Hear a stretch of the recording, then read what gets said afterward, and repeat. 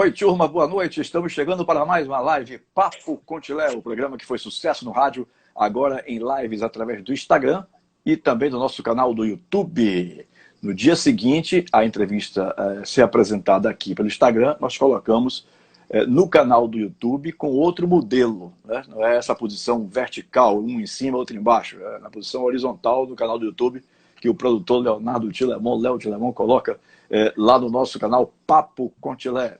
Aproveite e se inscreva lá no canal Papo com Tilé, tá bom? E se você não tem condições de acompanhar pelo YouTube, ou seja, vendo as imagens, você também pode entrar no nosso podcast, que fica no Spotify. Lá temos pelo menos os áudios para quem quiser acompanhar as entrevistas que são realizadas aqui através da live Papo com Tilé, que é um bate-papo mais franco com personalidades do esporte, da música, do entretenimento e de assuntos gerais no país. Bom, hoje o meu convidado é o doutor Eliakim Silva Freitas, que vai conversar conosco.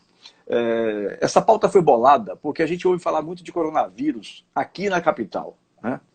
E poucas notícias nós recebemos do interior do estado. Aqui, por exemplo, na capital, eu estou na lista de transmissão da Secretaria de Comunicação Social do Governo do Estado. Então, todos os dias, por volta de 18, 18h30, eu recebo o boletim. E o boletim que eu recebi há poucos instantes atrás diz que tivemos quase 3.900 pessoas hoje, infectadas de ontem para hoje, ou seja, em 24 horas. Subiu para quase 127 mil casos, sendo que desses 127 mil casos, mais precisamente até, números exatos, 126.844, 112.204 casos já curados. Nós temos, então, casos ativos ainda 11.704. 11.704 em tratamento, né? Tivemos já 2.936 óbitos. Quando a gente ouve assim, 2.936 óbitos, o número impressiona, porque são quase 3 mil mortes. Mas se você parar para analisar o contexto da população do estado de 15 milhões, é 0,00 alguma coisa, entendeu? Então não é tão estarrecedor assim. É que as pessoas não param para analisar as coisas de forma criteriosa. E aí se faz muito estardalhaço. Mas Eliakim estava na cidade de Milagres, veio apenas hoje para Salvador, ou seja, vou ouvir uma pessoa que está por dentro de como a situação está no interior do estado, né? Para que a gente tenha uma noção, mais ou menos, de como o interior está vivendo com essa pandemia. Boa noite, Eliakim. Um abraço, muito obrigado, viu, querido, pela sua presença. Boa noite, Tilemon. É muito bom estar aqui. Eu vejo que realmente um dos pontos você já facilitou, porque infelizmente a gente vê a mídia trabalhando muito com os números de uma forma muito assustadora. E quando a gente faz uma análise mais qualificada sobre esses números, a gente sente que o resultado não é tão assim grave quanto a mídia está trabalhando, infelizmente, na TV. Um ponto importante falar sobre a cidade de Milagres. Milagres é uma cidade pequena, no interior da Bahia. Fica à margem da BR-116, próximo às cidades de as cidades maiores próximas são Amargosa e Itaberaba. Ela faz fronteira também com as cidades de Itatim e com as cidades de Iaçu. É uma cidade que tem um fluxo muito grande de pessoas que transitam. Não são, na realidade, pessoas que vão para trabalhar na cidade ou moradores da cidade transitando para outras regiões. São pessoas que estão passando pela BR e costumam parar pela margem da BR. Uhum.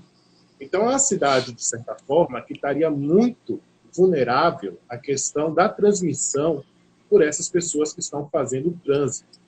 Principalmente porque no começo da crise do coronavírus, quando São Paulo, Minas Gerais, Rio de Janeiro, passou a fechar o comércio, muitas pessoas voltaram para a Bahia, e essas pessoas que voltaram para a Bahia, elas infelizmente trouxeram o coronavírus daqueles, quando estavam principalmente naquela capital, para as cidades do interior. Então, nós ainda temos, anda vir a Polícia Estadual ou a Polícia Federal prendendo ônibus clandestinos, trazendo pessoas dos outros estados, e quando se faz o teste, se encontra um ou outro já com coronavírus. E Milagres, de certa forma, conseguiu até resistir bem. Demorou muito para ter o primeiro caso de coronavírus. Nós estamos chegando agora, se não me engano, no segundo mês desde que teve o primeiro caso de coronavírus.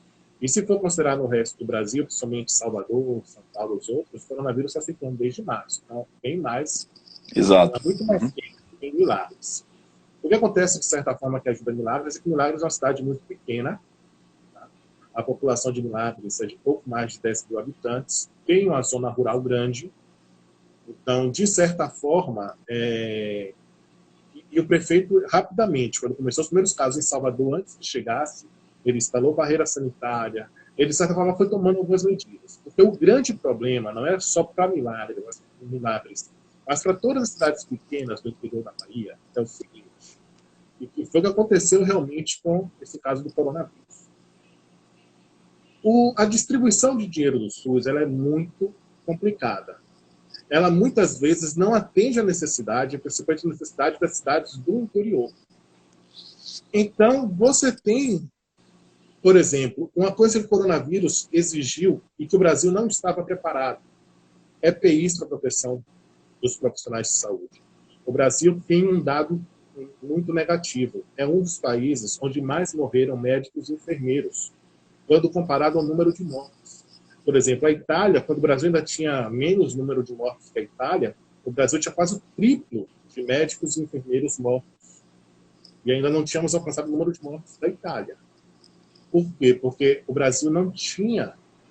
Os profissionais de saúde foram colocados na linha de frente sem equipamento para proteção efetiva. E o que acontece? Esse equipamento é caro. Esse equipamento tem um custo. Então, quando todo mundo, não foi só o Brasil, foi o mundo inteiro, começou a correr atrás desses equipamentos e que faltava, as cidades do interior foram as que mais sofreram. Então, de certa forma, a medida que eu acho que funcionou muito bem no caso de Milagres foi a de ter se prevenido antes que chegasse o coronavírus, se tomou medidas realmente bem emergenciais, até mesmo, infelizmente, alguns acharam que estava sendo exagerado. Mas, verdade seja dita, quando você está encarando uma situação em que você está em grande desvantagem, toda medida possível que você puder tomar é válida. Então, quando se restringiu o fluxo, evitou que se hospedasse, evitou que a cidade recebesse as pessoas que transitavam, demorou muito tempo para ver o coronavírus. E eu tenho o último boletim epidemiológico que eu tive acesso antes da live, provavelmente deve estar saindo um do dia de hoje, porque ainda provavelmente não foi encerrado. O pessoal da vigilância epidemiológica lá tem trabalhado, inclusive eu tenho contato com eles, parabenizar a Ana Amaral e Zulene, que são as duas profissionais que eu tenho constante contato sobre essa questão do boletim epidemiológico, e elas trabalham firmemente, às vezes até entrando na madrugada, trabalhando sem parar para tentar manter o controle. Novos casos suspeitos, nenhum. Nós temos 92 casos que estão sendo monitorados. Isso foi no dia 20, então, que é o último boletim que está disponível. 92 casos monitorados significam o seguinte: ou são pessoas que tiveram sintomas gripais, não necessariamente só o coronavírus. Nós estamos num período, principalmente lá em Milagres, de muita chuva e muito frio. Milagres faz muito calor durante o dia, mas até umas 8 horas da manhã, às vezes chega a ser menos de 20 graus a temperatura, então é frio. Para nós baianos, é frio. Eu falava que os casos monitorados, que é o maior número por enquanto, 92, na realidade são pacientes que ou tiveram sintomas, ou pacientes que tiveram contato com esses pacientes que estão com sintomas, ou pacientes que estão realmente, que são casos confirmados de coronavírus. Dos casos confirmados ativos, nós temos apenas 14. Casos recuperados, 49. Casos que foram confirmados de outros municípios, mas que as pessoas estão morando em Milagres, 2. E nós tivemos, infelizmente, 2 óbitos. Então, ao todo, a cidade teve, desde o início do surto até então, 67 casos confirmados de coronavírus. E 401 casos foram descartados. Então, por isso que eu falo, esse número maior que é o 92, com certeza muitos desses casos vão acabar sendo descartados. Com a testagem, o município tem feito bastante testagem, mas, como eu falei, a ideia, uma vez que a gente tem essa vulnerabilidade, A ideia do município é evitar que o coronavírus se alastre o máximo possível dentro da comunidade. Até porque, como médico do PSF, eu sei que lá, a Cidade de Milagres tem muitas pessoas idosas, muitas pessoas diabéticas, muitos pacientes. Foram os dois que faleceram, eram diabéticos, que tinham uma certa idade. Então, são muitos pacientes vulneráveis. Quer dizer, você acha até que esses dois podem ter sido pelas comorbidades já existentes, no caso, e não diretamente relacionado ao Covid. Porque você citou aí que eles eram diabéticos, né? Geralmente, o que o Covid faz, ele cria um quadro igual ao da gripe ou do resfriado. Uhum. Na maioria dos pacientes mais jovens, eles resistem bem. Os pacientes com mais idade têm uma tendência, os pacientes com mais idade, com comorbidades, têm uma tendência maior de evoluir para algo mais perigoso. Entendeu? De evoluir para o óbito, infelizmente. De evoluir para estados mais graves. Além disso, existe uma forma mais grave do coronavírus, que é a síndrome da angústia respiratória, conhecida aqui na nossa linguagem como SARA, e essa sim também pode acometer tanto pacientes mais jovens, como sem comorbidades, como pacientes idosos com comorbidades. Essa forma é muito rara, tanto na gripe como no coronavírus e tudo mais. Mas quando ela acontece, ela é muito grave. Então a chance de morte é alta. Os dados, um ponto que você tocou muito bom, Tilemão, sobre os dados do Brasil, as pessoas ficam muito assustadas quando vê assim, são 80 mil mortes no Brasil. Mas eu gosto de acompanhar uma avaliação que, infelizmente, não tem sido feita na imprensa, que é o seguinte. Por exemplo, se eu pego São Paulo e São Filho, eu falo o número de homicídios desde o início do ano até agora, com certeza é um maior de homicídios. Mas quando eu divido pela população das duas cidades, aí a história, às vezes, se mostra passa São Paulo. Por quê? Isso é para indicar a violência, o risco de você sofrer um assalto, é maior do que em São Paulo. Então, esse dado, infelizmente, a comparação que eles fazem na imprensa é uma comparação muito confeita. Eles falam assim, o Brasil é o segundo, está na frente do país. Porque esses países, e o Brasil, eles têm uma população muito menor do que a do Brasil. Então, quando a gente faz um comparativo mais qualificado, nós temos que considerar os dados da região e, além da região, o tamanho dessa região. O Brasil é o 6º país mais populoso do mundo. É o 2º país em caso de números absolutos de coronavírus. Mas quando nós vamos para um número de casos pela população, nós ficamos em 15º lugar. Ou seja, não ficamos nem entre os 10 maiores casos. À nossa frente estão Catar, San Marino, Chile, o Panamá, até os Estados Unidos está na nossa frente, quando você pega em termos de população pelo número de habitantes. Também no número absoluto de mortes, como eu falei, nós somos o 2º. Mas quando nós vamos para o número absoluto, o número de mortes relacionado ao tamanho da população, nós caímos para 12º. E aí é que impressiona. À nossa frente, com o maior número de mortes em relação à população, está o Reino Unido, os britânicos, a Espanha, a Itália, a Bélgica, os Estados Unidos, o Chile. Então, a França, países que até têm um sistema de saúde melhor do que o do Brasil. Uma das coisas que ajuda a acontecer, não no caso dos Estados Unidos, mas no caso dos outros, é porque eles, por ter uma população menor, então, às vezes, 25 mil mortes tem um peso maior dentro daquela população do que 80 mil mortes no tamanho da população brasileira. Então, você fez aquele cálculo, realmente vai para 0 tantos por cento da população, e no outro não. O número é maior.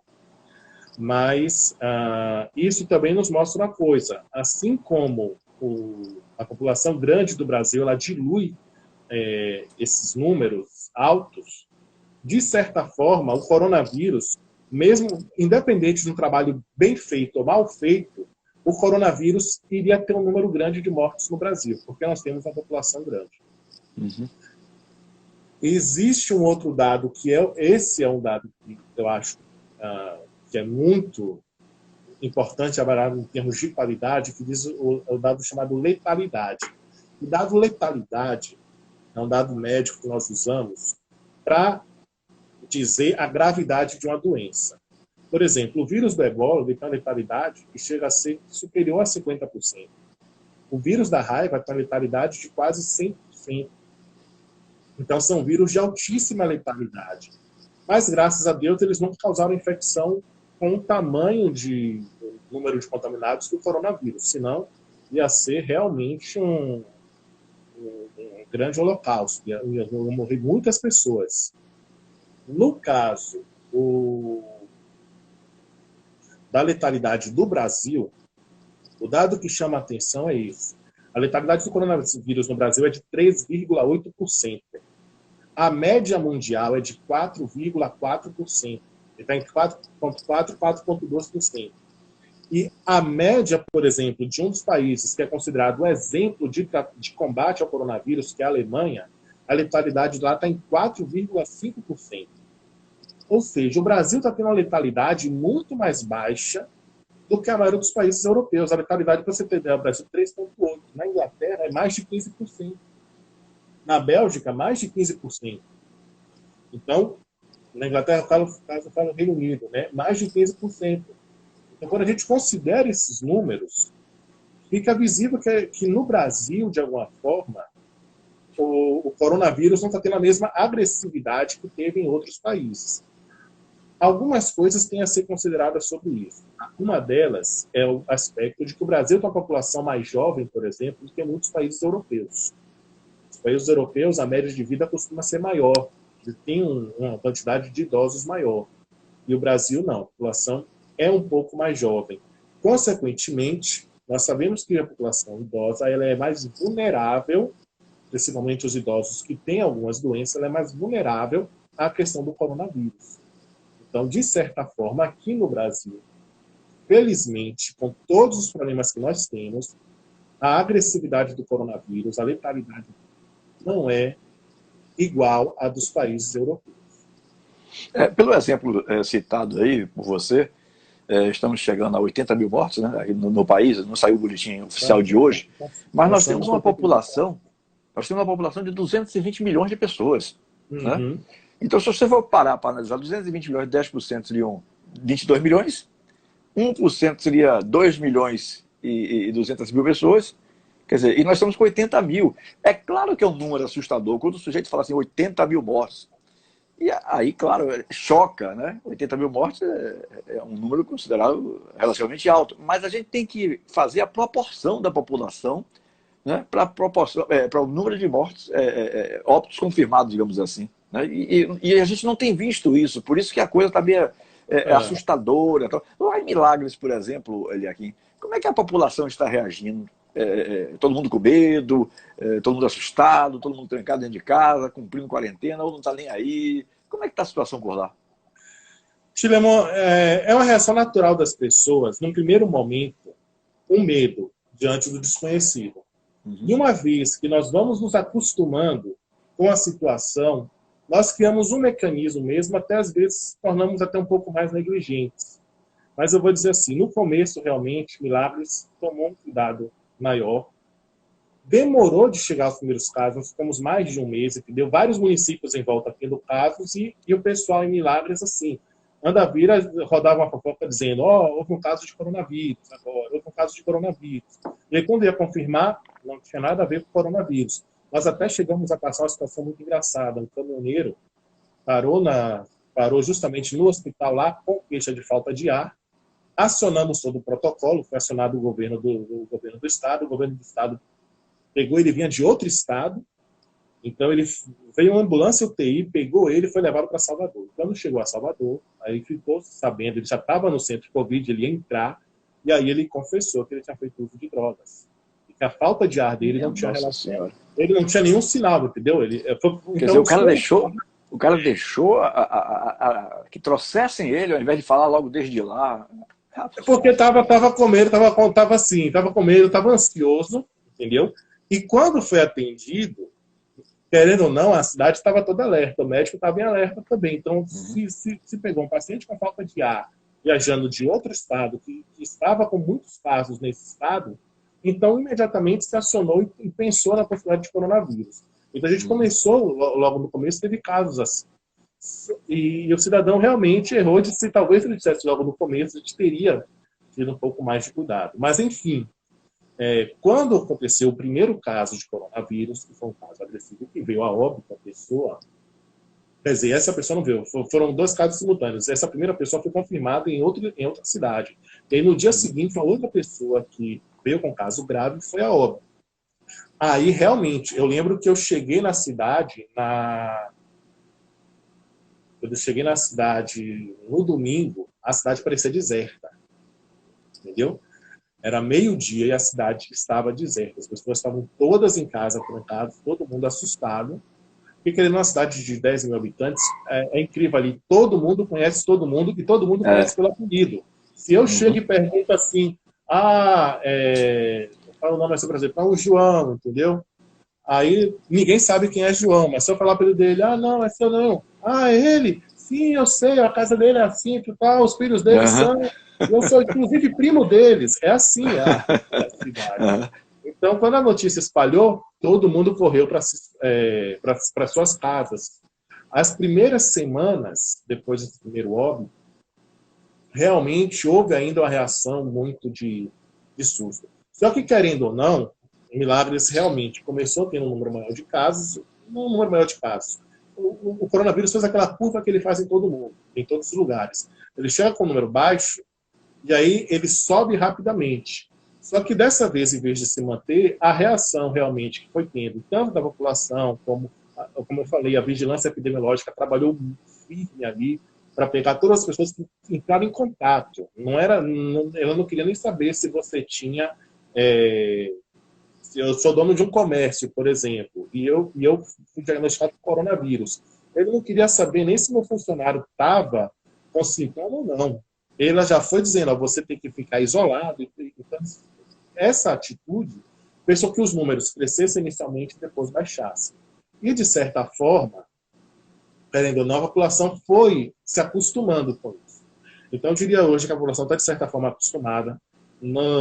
Nas primeiras semanas, ainda quando teve o caso de coronavírus, eu impliquei muito, até antes mesmo eu estava implicando bastante, com o pessoal que ia para o atendimento, entrava no consultório e não ia de máscara. Eu dizia, se você vier aqui fazer atendimento, você vai ter que usar máscara.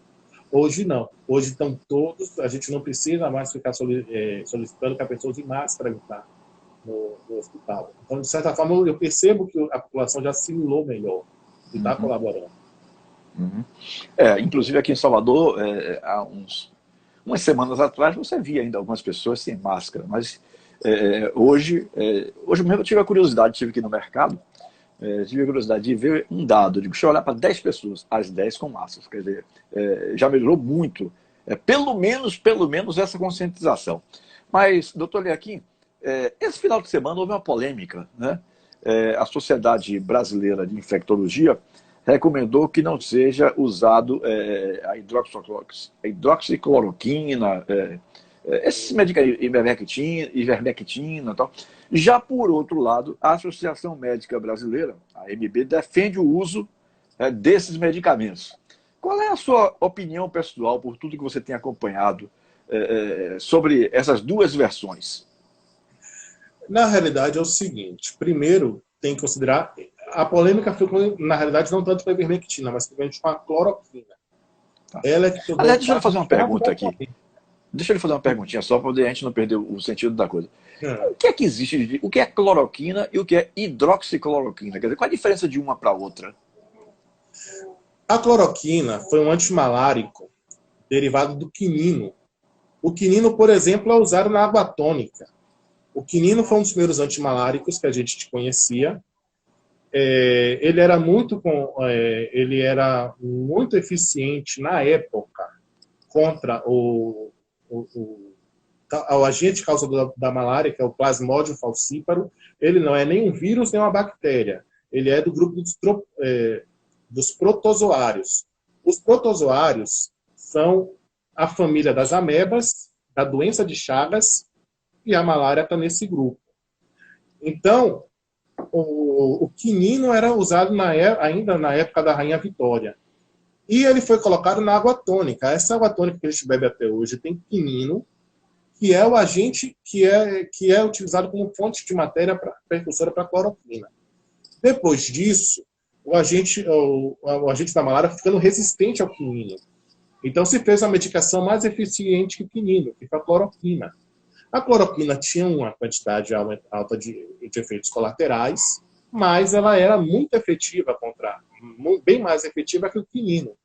Aí, eu não me lembro se foi a empresa alemã, pegou a cloroquina e converteu ela em hidroxicloroquina. Pegou a mesma molécula, só adaptou ela melhor para o quê? Para melhorar a eficiência dela para matar o agente da malária e, ao mesmo tempo, reduzir os efeitos colaterais. Certo. A cloroquina é uma medicação relativamente segura. Antes do coronavírus, você comprava a cloroquina na farmácia sem necessidade da receita médica. Era uma medicação que geralmente era prescrita para tratamento de artrite reumatoide. Ela tem um excelente efeito anti-inflamatório. E, querendo ou não, nos pacientes que têm doenças reumatológicas crônicas, você tem remédios, às vezes, que são muito agressivos em termos de efeitos colaterais. E a cloroquina é uma medicação barata, essa é a primeira vantagem, e com menos efeitos colaterais. Mas é importante considerar que existe um efeito colateral que chama a atenção da cloroquina. Ela pode causar a alteração do intervalo QT. O intervalo QT é uma medida que nós temos no eletrocardiograma que serve para predizer o risco de morte súbita. Por exemplo, você que é um radialista da área esportiva, e conhece muita gente da área esportiva, sabe que muitos jogadores já tiveram sua carreira. Bebeto Gama, por exemplo, que foi jogador do Bahia do Vitória, teve sua carreira interrompida após um exame cardíaco que disse, você vai ter que parar a carreira. Só uma pequena correção, aí não foi Bebeto Gama, foi Bebeto Campos. Bebeto Campos, desculpe. Os dois. O Gama foi perfeito. Na craque, foi o Campos. Mas enfim, ele teve a carreira, ele era volante. Que eu falei atacante. A carreira dele foi interrompida, porque tem uma alteração. Então, as pessoas que têm essa alteração do intervalo QT, elas têm um risco aumentado de morte súbita. Se é um atleta, o médico diz, olha, eu vou ter que encerrar sua carreira aqui, você não pode jogar. Geralmente se procura dentro de familiares, porque muitas vezes é uma doença que tem uma ligação também genética. Então, outros membros da família, ou já tem história de morte súbita dentro da família, e que nunca foi investigado, ou tem outros membros da família com a mesma situação, que causa o risco. Algumas medicações podem aumentar. E a grande discussão é se essas medicações aumentam o risco da pessoa ter morte súbita. Até hoje não existe nenhuma evidência científica disso, tá? Embora existam alguns, durante essas pesquisas do coronavírus, se usou altas doses de cloroquinas em alguns estudos. E nesses estudos, com altas doses de cloroquina, entendeu? Doses 4 a 6 vezes maior do que nós estamos acostumados a usar, se observou aumento de mortes cardíacas. Mas isso foi atribuído à alta dose da medicação e não exatamente a uma ação direta da medicação. Então, a cloroquina, de certa forma, é uma medicação segura. Se discute a ação do efeito antiviral da cloroquina. É uma coisa que, por exemplo, e isso é importante ser dito, ela não está comprovada do ponto de vista científico no caso do coronavírus, especialmente no caso do Covid-19. Existem, assim, indícios de que funcione, mas ninguém pode afirmar com certeza que funcione, do ponto de vista científico. Tá? E aí é que entra o grande problema. Infelizmente, a cloroquina, querendo ou não, ela foi uma droga que entrou a política na história. E a política, infelizmente, atrapalha tudo.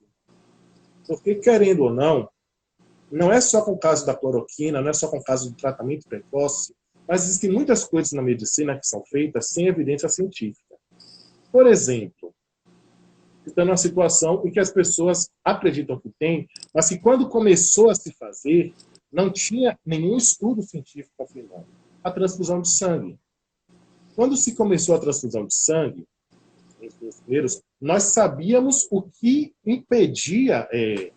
Antigamente se tentou transfusão de sangue e não se conhecia os diferentes tipos sanguíneos. Então, muitas transfusões estavam erradas, as pessoas morriam porque era uma pessoa A positivo, eu pegava o sangue de um B negativo, transfundia E aí pronto, dava tudo errado. Então, com o tempo, foi se descobrindo que haviam anticorpos, haviam tipos sanguíneos, e aí se teve uma maior segurança para fazer a transfusão. Só que não houve nenhum estudo, antes de se adotar um protocolo mundial, não houve nenhum estudo dizendo, é seguro a partir de tanto. Os primeiros protocolos de transfusão de sangue, eles tinham como base hemoglobina de 10 ou hematócrito de 30. Há alguns anos atrás, já tem mais de uns 10 anos, nós já mudamos isso. Hoje nós trabalhamos com 7 de hemoglobina. O hematócrito não é mais tão levado em conta. Num paciente estável. Então, o paciente que não está sentindo falta de ar, o paciente que está conversando, está mantendo a atividade, ele está com 7 de hemoglobina, eu não transfundo. Porque alguns estudos científicos mostraram que transfundir um paciente na faixa de 7 e 10 aumenta o risco de morte. Quando o médico indica uma transfusão, você não vê essa polêmica que faz com a transfusão de sangue que estão fazendo com a cloroquina. E por que você não vê isso? Por uma questão simples. Entrou a política. Existem hoje, falando na situação da cloroquina, muitos estudos que foram feitos de qualidade científica ruim. E todos os estudos eles chegam a um ponto que é difícil para os médicos tomarem posição. Por exemplo, eu não concordo com a posição da Sociedade Brasileira de Infectologia de dizer que a cloroquina não deveria ser usada. Porque o erro, para mim, está aí. Foi quando ela não deveria. Eu concordo com a outra associação médica, que é a AMIB, a Associação de Medicina Intensiva do Brasil. O que é que a Associação de Medicina Intensiva fez? Ela disse, logo no começo, hoje, provavelmente, eu creio até que deve ter mudado a orientação, mas no começo, ela pegou todas as medicações que estavam em discussão, Remdesivir, cloroquina, o tocilizumab, que é uma outra medicação que também vem tendo alguns resultados interessantes, ela pegou e disse assim, não recomendou nenhuma. Ela fez a lista de medicações e disse, recomendação, sim ou não? Não, para todas. Hoje nós já temos um estudo mais qualificado, que é o estudo Recovery, na Grã-Bretanha, que já mostrou uma medicação que tem um bom resultado nos pacientes graves, que é a dexametasona, 6 miligramas, uma vez ao dia.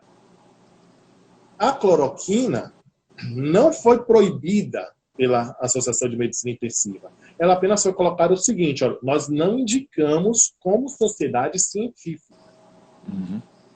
Que a Associação Médica Brasileira chamou a atenção é porque, infelizmente, vindo de uma sociedade científica, uma informação dizendo assim, não use, a impressão que tem é que a ciência diz a cloroquina não serve. Verdade. E eles rapidamente, como a sociedade, como uma das principais, eles não são, na verdade, a principal sociedade médica de aspectos científicos também, mas não só científico, a Associação Médica Brasileira ela chegou a se posicionar e disse o seguinte, olha, na medicina você tem um lado científico, mas tem vezes que você não dá para usar o lado científico, você tem que usar as informações que você tem na mão.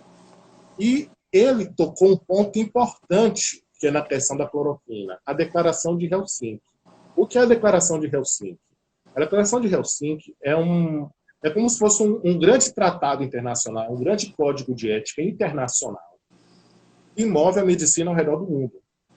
Então, inclusive, se o Brasil é um dos países que faz parte dessa Declaração de Helsinki, ele está sobre essas regras, tudo, se você está dentro dessas regras, você tem uma certa obrigação de transparência, mas você tem uma certa credibilidade ao redor do mundo.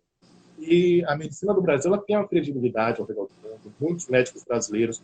Eu cheguei a publicar no meu Facebook a história de uma médica brasileira de São Paulo que foi contaminada e que se salvou graças a uma técnica que ela tinha criado. Essa técnica, na época, a mortalidade dos pacientes com SARA era de 70%. Apenas de cada 10, 7 morriam, 3 sobreviviam. Depois que ela criou a técnica, foi justamente o contrário. De cada 10, 7 sobreviviam, apenas 3 morriam. E ela pegou o coronavírus, ela fez o SARA, que é a forma mais grave, e ela sobreviveu graças à técnica que ela fez. E o que me chamou a atenção na história foram que os médicos dos Estados Unidos, da Itália, todos ficaram comovidos quando souberam que ela era.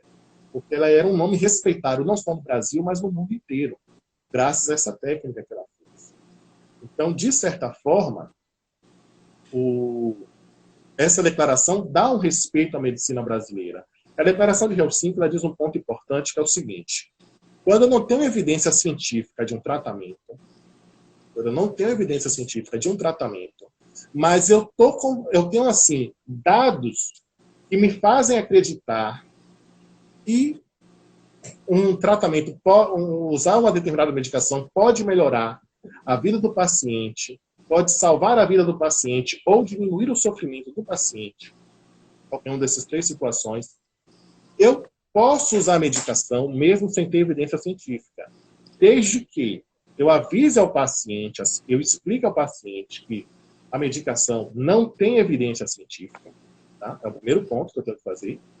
E o segundo, que o paciente esteja de acordo em usar a medicação. Então, é como se fosse, na realidade, a minha parte como médico é dizer o seguinte: eu não posso oferecer uma falsa esperança, dizer essa é a cura da doença. Mas eu posso dizer, ó, temos essa medicação, ela parece ter um efeito, nós não temos garantia, e no caso do coronavírus, verdade seja dita, nós não vamos ter garantia até o final. Porque os estudos que nos levariam a nos dar a certeza de que a cloroquina funciona, eles violariam muitos aspectos éticos. Eu teria que pegar, por exemplo, um grupo e dar cloroquina, outro grupo dar um remédio falso, chamado placebo, dizer que é cloroquina, a pessoa tomar acreditando que está tomando cloroquina e ver se as pessoas que estão tomando remédio falso morrem mais do que as que não estão tomando remédio de verdade. Se isso acontecer, aí eu tenho a prova definitiva de que a cloroquina é um remédio que funciona. Entendeu? Só que isso vai ser as custas da morte por outro.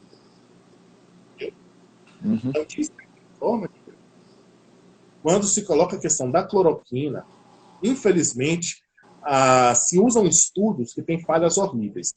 Eu li vários desses artigos. Uma das coisas que eu gostei é que as revistas científicas elas tornaram acessíveis as informações. Então, a gente não paga, quando é sobre coronavírus, a gente não paga. Os artigos são publicados lá. E alguns artigos, a maioria dos artigos que não viram benefício no uso da cloroquina, a cloroquina foi usada em pacientes mais graves e foi comparada com pacientes. E os pacientes que não usaram cloroquina, pacientes que estavam com sintomas mais leves. Entendeu? Ora, é óbvio que o paciente mais grave, ele tem uma tendência maior ao desfecho ruim. Morte, internamento. O paciente mais leve, não. Então, se você pega 2 grupos completamente diferentes, entendeu? Eu cheguei a ver o grupo da cloroquina, o número de pacientes idosos era maior do que no grupo que não tinha cloroquina. Cloroquina, o número de pacientes diabéticos, pacientes hipertensos, pacientes com câncer, todas as comorbidades era maior no grupo da cloroquina do que no grupo sem cloroquina.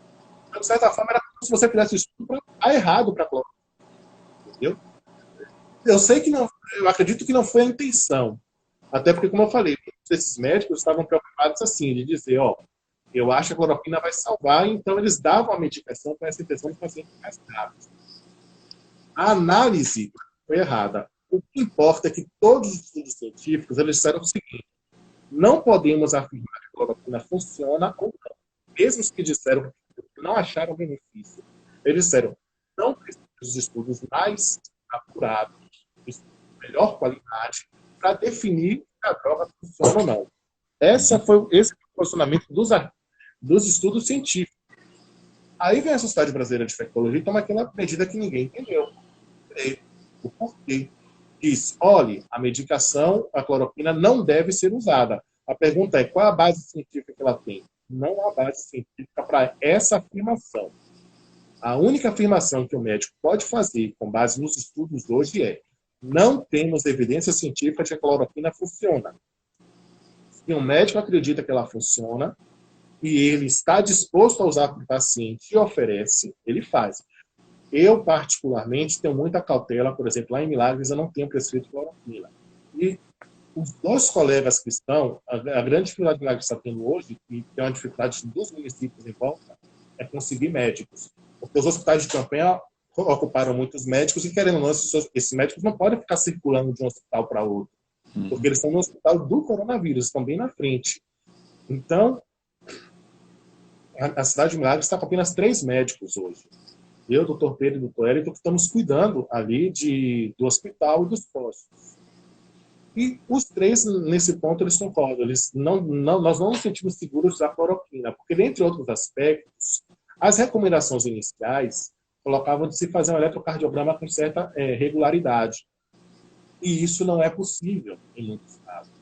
Então, nós temos usado a ivermectina, nós temos usado a azitromicina, nós temos usado as vitaminas, mas a cloroquina não, por uma questão de não termos a condição de monitorizar nossos pacientes, entendeu? Entendi. Já que existe uma grande diferença social, tem muitas pessoas realmente muito, muito pobres. A cidade é um município relativamente pobre, quando comparado a outros municípios da Bahia. Mas, de certa forma, eu não critico o colega que prescreve cloroquina ou que usa cloroquina, principalmente aquele que tem a condição de prescrever e acompanhar o paciente de forma com uma estrutura melhor do que a que a gente tem nesse aspecto. Fazer um eletrocardiograma regular e tudo. E, infelizmente, também estive do lado daqueles pacientes que defendem, dos médicos que defendem o uso da cloroquina, a gente também tem uma agressividade muito grande. Isso também me faz deixar um pouco com o pé atrás, entendeu? Eu vi uma declaração de uma das principais médicas defensoras da cloroquina no Brasil, que chamou a atenção. Ela disse assim, como que a ciência estivesse lutando contra a vida. Eu acho isso um pouco pesado demais de ser dito, vindo de um médico, entendeu? Porque, de um médico da experiência dela, porque, de certa forma, eu entendo a frustração dela, que é o fato que eu comentei. Nós não temos condição hoje, em meio à crise, essa é a realidade, de fazer um estudo científico de boa qualidade para botar uma pá de cal e dizer a cloroquina funciona ou não funciona. A Lancet chegou a publicar um artigo que diziam que realmente estava condenando o uso da hidroxicloroquina. Inclusive, os médicos que defendem a cloroquina, eles chegaram a ficar, alguns eu vi assim, chegaram a ficar até meio balançados na hora que saiu. O artigo que mostrou depois fraudulento. Então, em meio a uma situação dessa, você receber um artigo fraudulento, entendeu? Ser publicado em um dos principais revistas do mundo. Foi uma coisa que ajudou a desorientar. É lamentável, entendeu, que essa polêmica tenha envolvido esse lado político, infelizmente, e esteja atrapalhando demais a medicina. A medicina tem que ser uma discussão técnica. Tem uma base científica para usar? Todo mundo tem que usar. Não tem base científica para usar? Então vamos para o seguinte, se você acha que é bom, usa. E, como médico, explica para o seu paciente que não é ainda algo confirmado, comprovado, mas que pode ajudar ele. Eu faço isso, mesmo usando a ivermectina, a azitromicina e outro. Eu explico a todos os meus pacientes, olha, e deixo a critério deles. Quando eu pergunto, você vai usar? Todos não só dizem que vão usar, mas perguntam para repetir como é que eles vão usar. Entendeu? Eu não vi até hoje um paciente dizer, eu não vou usar. Entendeu, Tio? Então, assim, mas ele foi informado da minha parte. Sim, perfeito. E a medicação, eu não estou garantindo a ele que a medicação funcione, que a medicação tem esse poder. Doutor Eliakim, existem médicos que defendem, por exemplo, aí, já que se tocou no assunto da ivermectina, que se faça um tratamento, mesmo que seja que a pessoa ainda não tenha sintomas. Você é a favor disso? Eu tenho visto aí algumas pessoas usando, inclusive conheço gente que já usou, né? Essas doses de 3 comprimidos, porque cada comprimido equivale a 30 quilos, não é isso? Então, isso. digamos assim, um cara de 80 e poucos quilos já usou 3 comprimidos num dia, 24 horas depois usou outros 3, né? Esse tipo de tratamento, de alguma forma, faz algum sentido? Ou é mito? Invenção? Sei lá, não sei nem como definir direito. Minha opinião é de que é um mito, tá? Ainda, primeiro, nós não temos certeza de que o tratamento com a ivermectina funciona com o coronavírus, é o que eu estou colocando. Então, para mim, o que vale a pena é saber, ou uma pessoa que foi exposta ao coronavírus, a ideia que eles fazem é isso chamada profilaxia, que é o quê? Eu fui exposto ao coronavírus. Aí eu vou lá, tomo essas doses e funciona. É isso que o pessoal acredita. Eu, particularmente, fico com o pé atrás, entendeu? Mas, querendo ou não, quando a pessoa ela começa a desenvolver os sintomas, é importante entender uma coisa. A infecção viral, ela começa com a carga baixa e ela vai aumentando, pouco a pouco. A ideia desse tratamento é fazer com que essa carga viral ela não cresça demais, ela fique baixa. E acredita-se que com a carga viral mais baixa, as reações mais graves, os efeitos mais graves não acontecem. Entendeu? Então, assim, é um conjunto de muitos Cs. Então, a pessoa por usar ivermectina, na exposição, se um médico colocar e disser assim, olha, você, por exemplo, eu trabalho com um grupo de 5, 6 pessoas, uma dessas pessoas teve. Ah, você vai usar? Eu realmente tive isso. No meu caso, eu não usei, por exemplo. E eu trabalho com uma técnica que ela teve coronavírus. Graças a Deus, os casos delas também não evoluíam, mais de tudo. Eu, inclusive, passei para ela a receita, porque a situação, mas eu, particularmente, não usei para o tratamento. Não descobri sintomas, já tem, para uma segunda ou terceira semana, não descobri nada relacionado ao coronavírus. Então, de certa forma, é aquilo que eu coloco. Eu, particularmente, não costumo passar e não acredito nessa parte ainda, ao menos que realmente tenha evidência maior do funcionamento dessa profilaxia. Agora, nos pacientes que já estão apresentando sintomas, que eu já tenho dado um diagnóstico positivo e que não está com sintomas, eu não vejo realmente problema se o paciente quiser usar a partir do ponto que eu já explico para ele, ó, talvez possa funcionar. Uhum. Elequim, deixa eu lhe fazer uma perguntinha agora aqui. Qual é a sua opinião pessoal sobre tudo isso que tem acontecido? Por exemplo, quando começou, no dia 17 de março, que houve o primeiro decreto municipal e logo em seguida o estadual, ou ao contrário, ou vice-versa, aí o estadual veio primeiro e o municipal depois, eu sei que a primeira morte no país aconteceu no dia 17 de março, e aí isso suspendeu o futebol e tudo mais, né? E outras atividades. Imaginava-se, na cabeça das pessoas que não tinham, como não tem ainda, na verdade, um conhecimento amplo sobre coronavírus, Covid e tal, as pessoas começaram a pensar, isso vai durar 30 dias, tal. Já estamos com 120 dias, né? Imagine, 17 de julho já passou, hoje são 21, não é isso? Isso. 17 de julho já passou, então 4 meses, 4 meses. Isso foi, de certa forma, precipitação, isso foi excesso de zelo. O fato é que muitas pessoas começam a reclamar de depressão, começam a reclamar de uma outra série de doenças, né? Inclusive brigas entre casais e tudo mais, pelo confinamento. E virou como se fosse realmente uma prisão domiciliar, né? Eu, como gosto de ver tudo negativo com aspecto positivo, eu digo, eu estou na prisão domiciliar, mas graças a Deus sem uso da tornozeleira eletrônica, que aí sim complicaria a minha situação. Qual é a sua visão disso aí, desse relato dessas coisas que estão acontecendo há 4 meses? Tilemão, porque na realidade o que aconteceu foi o seguinte, talvez as pessoas acabaram não pegando a situação completa.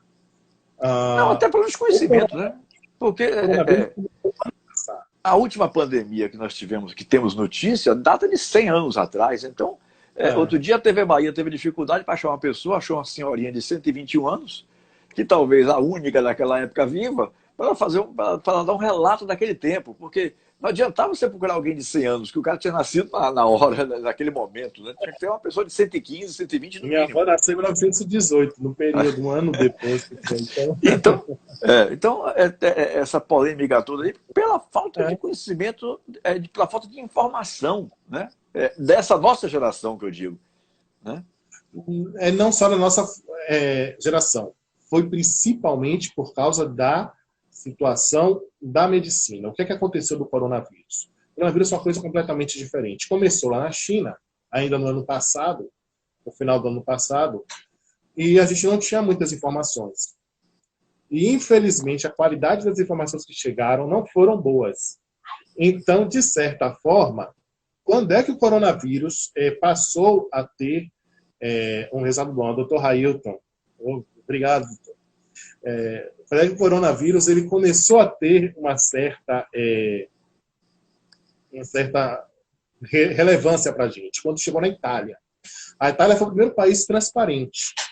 Para você ter ideia, Tilemon, do grau de desorientação, ainda no começo de fevereiro, acho que se não me engano, no dia 14 de fevereiro, a OMS, que é usada como autoridade médica, mas na realidade a OMS é mais um braço da ONU, que conversa com a comunidade médica, com a comunidade acadêmica, mas ela não é necessariamente comunidade científica, ela é uma comunidade também política. E foi o que aconteceu nesse caso. A OMS emitiu um relatório dizendo o seguinte, que não haviam evidências, ainda em 14 de fevereiro ou janeiro, não estou agora certo talvez, não haviam evidências de que o coronavírus era transmitido de um humano para o outro. Imagine isso. E aí o coronavírus chegou na Itália. Quando o coronavírus chegou na Itália, inclusive o presidente da Itália tomou a medida de evitar os voos da China. Mas os cidadãos da China voavam para a França, que faz fronteira com a Itália, e da França entravam na Itália do mesmo jeito. E ainda, no meio daquela desinformação, uma das prefeituras, de uma das cidades que mais teve casos de coronavírus, ela chegou até, na tentativa de combater o preconceito, por assim dizer, ela recomendou que seus cidadãos abraçassem os chineses, fez uma campanha, abraça os chineses, era idoso abraçando, era todo mundo sem máscara, entendeu? Então, você dá para ver como foi o tamanho do problema. Quando nos demos conta do que era o coronavírus, quando fomos vendo aquelas cenas chocantes, da quantidade de caixões, entendeu, sendo retirados diariamente na Itália, aquilo impactou o mundo, assustou o mundo. Eu lembro de uma reportagem da BBC de uns médicos italianos dizendo para o resto do mundo, dizendo assim, ó, se preparem. Então todo mundo ficou assustado. E aí veio a Inglaterra, e na Inglaterra foi feito um estudo na Universidade do Imperial College de Medicina, que ele comparou duas apostas que a medicina estava discutindo. Como é que nós podemos combater o coronavírus? Então, um grupo dizia, ó, o coronavírus ele tem uma letalidade baixa, igual a da gripe. Então, é fazer que nem com a gripe e com os outros resfriados. Todo mundo pega, a maioria vai ficar curado. Infelizmente, alguns idosos vão morrer, mas quando chegarmos a 70% da população, o coronavírus não vai mais estar circulando. Então, vai ser uma coisa que vai durar 2 ou 3 meses e vai passar. Era esse o pensamento de um grupo. O outro grupo dizia o seguinte, ó, o coronavírus parece ser um pouco diferente dos outros. Ele tem uma coisa mais grave. Vamos fazer lockdown, vamos fazer quarentena, vamos fazer restrição, enquanto nós passamos a conhecer melhor o vírus. E aí nos preparamos melhor para combater ele. Esse estudo, num primeiro momento, chamou a atenção porque ele conseguiu mostrar uma coisa, que é diferente aqui no Brasil, mas na Europa não acontece, que o coronavírus tem a capacidade de causar um colapso. Primeiro, você tinha um grande número de infectados, então você fazia uma onda grande de infectados. Depois de um tempo, você tinha um grande número de internados. Esses internados lotavam todos os leitos hospitalares. E o pior é que, como você não estava ainda preparado para separar o coronavírus, o cara chegava no hospital junto com o outro. Então você tinha do lado de cá um cara com coronavírus, do outro lado o cara infartado. Aí, 2 semanas depois, o infartado morria porque tinha pegado o coronavírus. E o outro que foi o coronavírus só estava bem para casa. Entendeu? Então, o estudo disse que o coronavírus vai causar um caos no nosso sistema de saúde. Pronto. Aí, esse estudo, no primeiro momento, o governo britânico, ainda demonstrou uma certa resistência. Aí eles fizeram um cálculo e botaram números. Quando eles botaram números, mortes, aí o governo britânico assustou, o governo brasileiro e todos os governos ficaram assustados. Ó, vai morrer no Brasil 1 milhão, vai morrer tantos. Aí pronto, todo mundo fez a medida de realmente seguir a orientação do lockdown até se conhecer melhor o coronavírus. Querendo ou não, nós estamos hoje ainda num patamar um pouco mais avançado, mas infelizmente o problema do Brasil, novamente eu coloco, na briga do coronavírus tem muita politicagem. E isso está atrapalhando tudo. Está atrapalhando até mesmo dentro da medicina que nós tenhamos informações confiáveis sobre uma medicação, sobre um tratamento. Hoje, o único tratamento científico, assim, não existe muita discussão, é o uso da dexametasona nos pacientes graves, 6 miligramas uma vez ao dia durante em torno de 10 dias. É a única. Mas, que querendo ou não, o Brasil já estava fazendo isso bastante. Só que, outra coisa interessante, no começo da crise do coronavírus, com base em alguns estudos chineses, se dizia, não usem corticoide, a dexametasona é um corticoide. não usem corticoide. Hoje a história já mudou. Nós usamos corticoide, esse corticoide em dose mais baixa do que, por exemplo, alguns falaram que com 10 miligramas ou com doses maiores, realmente aumenta o número de mortes. Uhum. É um ponto importante, infelizmente. Eu acho que o coronavírus hoje está ainda dessa maneira porque ainda existem muitas dúvidas e, querendo ou não, eu entendo que talvez o único ponto seja a vacina. E a notícia boa nesse aspecto, já tinha mais de 2 ou 3 meses, a vacina já tinha passado na fase 1 e fase 2. Geralmente a vacina leva 2 anos para ficar pronta e ser usada. Mas nesse caso do coronavírus, foi tudo muito acelerado. Então nós usamos na fase 1, na fase 2 e, por fim, aqui no Brasil está fazendo a fase 3. A fase 3 é a última fase. É a fase quando eu pego um grande número de pessoas, eu pego pacientes, inclusive, em problemas de saúde, e a vacina vem se mostrando com uma resposta imunológica. Então, nossa expectativa hoje de controle é que essa vacina se torne acessível. Uhum. Doutor Leaquim, para a gente terminar, Mateuzinho, nosso querido Teteu, ele fez uma colocação que não sei se são essas palavras, mas o sentido é esse. O que é que você, como ser humano, imagina que vai acontecer? O mundo vai melhorar, as pessoas vão melhorar depois do coronavírus, ou vai continuar tudo como está, né? Você acha que isso causou uma certa compaixão na população, de uma certa forma, que isso faça o ser humano melhorar como pessoa? Na sua opinião, qual é a sua tese com Sinceramente, acho relação a que isso? não. Sinceramente, acho que não. Porque, assim, infelizmente, eu vejo esse caso, por exemplo. Eu vou só citar uma situação como aconteceu bem diferente. A Inglaterra, quando teve na Segunda Guerra Mundial, foi talvez a pior crise deles. Eles estavam prestes a ser invadidos por Hitler. E lá, os inimigos, Winston Churchill e Clemence Attlee, o Winston Churchill era conservador, Clemence Attlee era do partido de esquerda, deram as mãos e formaram um governo de coalizão. Então, os rivais se uniram. Aqui no Brasil, o Brasil entrou dividido no problema do coronavírus. Ninguém quis saber. Continuou tão dividido, se não mais dividido. Até dentro da medicina, uma área relativamente neutra, porque, sinceramente, dor de cabeça, eu passo um remédio, meu remédio não quer saber se você votou em fulano, se você votou em ciclano, se você é de tal religião ou não. O remédio funciona para todo mundo, a doença vem para todo mundo, entendeu? A morte vem para todo mundo. E, infelizmente, hoje o tratamento, se você se posiciona de uma forma ou de outra, você começa a ser taxado por um grupo ou por outro, entendeu? Como se não ligado a um determinado pensamento político, a um determinado grupo político, você não tem nada a ver. Uhum. Então, infelizmente, as pessoas, se fosse para melhorar, elas já estariam melhorando durante o curso. Se elas não estão melhorando durante o curso, eu não acho que depois que passa o problema, eles vão melhorar. Infelizmente, eu não tenho essa expectativa da humanidade melhorar por causa disso. Querido, muito obrigado pela sua participação, foi excelente, muitas pessoas entrando aí parabenizando, inclusive da área médica, né, alguns colocaram assim, pelas suas esclarecedoras declarações, tal, por ter dado declarações esclarecedoras, minuciosas, né, que você fez uma análise técnica da coisa, e eu quero lhe agradecer muito pela sua participação aqui, e aí fazer aquela pergunta tradicional que eu fazia lá na Rádio Metrópole, na Rádio Tudo FM. Deixei de lhe perguntar alguma coisa que você gostaria de falar sobre o nosso tema de hoje. Aí fale agora, no caso, enquanto há tempo. Não, Tilemon. Eu, sinceramente, achei que foi uma entrevista muito boa.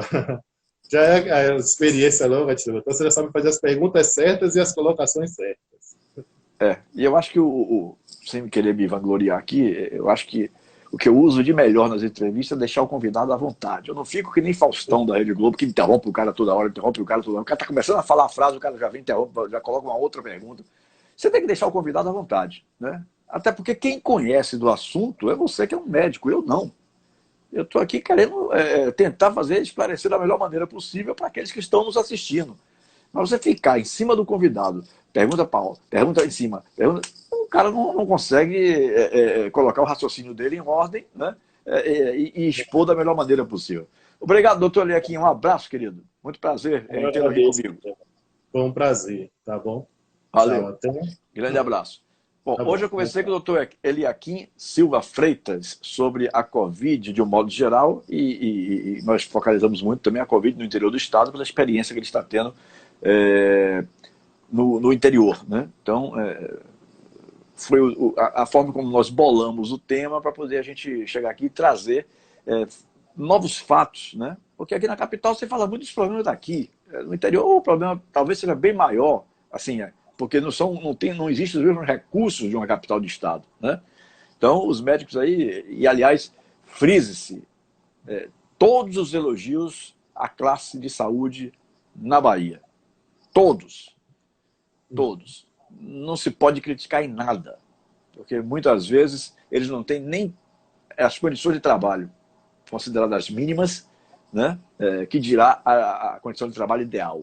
Então, eu através do doutor Eliakim, eu saúdo aqui toda a classe médica, a classe dos enfermeiros, enfim, toda a classe de saúde, que milita com a saúde, as pessoas que se expõem, eles são profissionais que se expõem para defender os outros, né?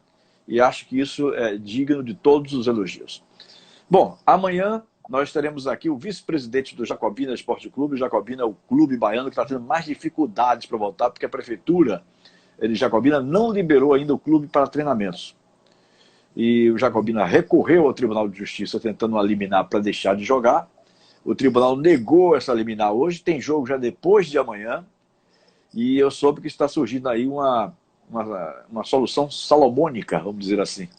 O Bahia de Feira empresta, parece, não estou dizendo aqui com toda certeza, mas eu soube que o Bahia de Feira vai emprestar todo o seu sub-20 para que possa o Jacobina ter condições legais de entrar em campo e disputar. A atitude belíssima, se for verdade, por parte do Bahia de Feira, socorrer o seu filial, um clube que é também do nosso futebol, né? Eu acho que se isso é verdade, realmente é uma atitude digna de todos os elogios. Amanhã a gente vai saber se isso realmente confere com o ex-presidente e atual vice-presidente Rafael Damasceno, do Jacobina Esporte Clube, porque o Campeonato Baiano está confirmado, o tribunal negou a liminar.